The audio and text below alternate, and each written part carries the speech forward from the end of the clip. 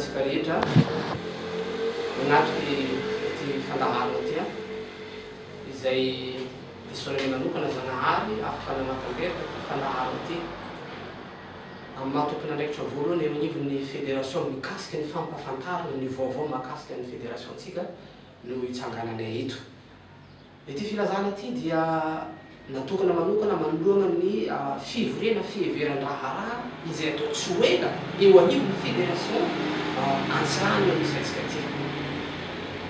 Tsara mpahafantarana antsika rehetra tsy ankanavaka na ny pasteur na ny olo na ny directeur d'église ary ny membre jiaby vita batisa izao filazana zao ary iangaviana manokana ihany koa isika secrétaire ny fiangonana mba hampahafantatra mba hamaky ty filazana mandrapahatonga atsika tafafidy ireo olona solon-tegna andeha ty amin'ny fédération. Faharoa manaraka zany ny date le 10 jusqu'à le 13 ny volana décembre no anatanterahana zany fivoriam-be ara-panahy sy fiheveran-draharaha mahakasika nyty fédération amin'ity taona ty any aty Antsirano zany anatanterahana zany ary dia nampitandraina ny lohateny hoe mandehana am'izao herinao zao araka-bolazan'i Jesosy toko fahatsota andiny faefatra ambin'ny folo. Noho izany aoka atsika samy mivavaka ho an'izany programme maventy be eo anivon'ny fédération misy antsika zany. Ary am'izao fotoana zao efa tsota-podimy andra tavela afaka mivavaka isan'andro tsika mangataka amin'Andriamanitra atonga ty fédération tsika ty mba handroso atonga zay ho sitrapon'Andriamanitra zany tanteraka amin'ny zavatra rehetra zay hataotsika. Faharoa teny manaraka zany, faharoa manaraka zany hifidisolon-tegna isika avy aty amin'ny fiangonana ka aoka zay tapaky ny fiangonana no alefa ty fa tsy zay tapaky ny olon-tokana na olo vitsivitsy. Ary mialoana anatanterahana ny fifidianana zany ampahafantaro ny membre rehetra ny fotoana anatanterahana zany mba tsy ho tampotampoka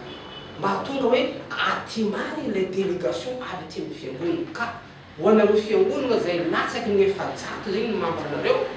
dia délégué araiky zegny no anjaranareo fa raha mihoatra an'izany kosa afaka manao le faharoa zany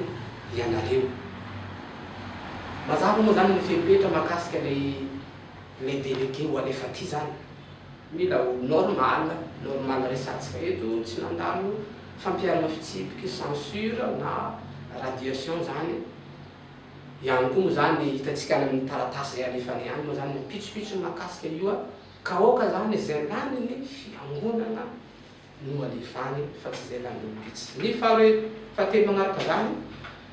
misy ihany koa hira faneva izay andraisatsika rehetra anjara ho safidianana amintsika tsirairay avy izay mpamonompira inona ny anizany no ataotsika ho hira faneva mandritra ny assemblée ka alefaso aty zany le tonon'le hira le feon'le hira mba hafany aty amin'ny fédération mifidy hoe iza no alefatsika amin'izany ho tanterahana amin'izany mandritra ny fivoriam-be zany. Fa ny daty farany fandefasana na ny délégation avy amin'ny fiangonana na nylay hira alefa ty amin'ny foibea dia ny 27 octobre zany ny farany fandefasana izany ireo solon-tegna atsika reo zany aty amin'ny fédération. Eto ampamarana moa zegny mankasitraka atsika tsiraikaraiky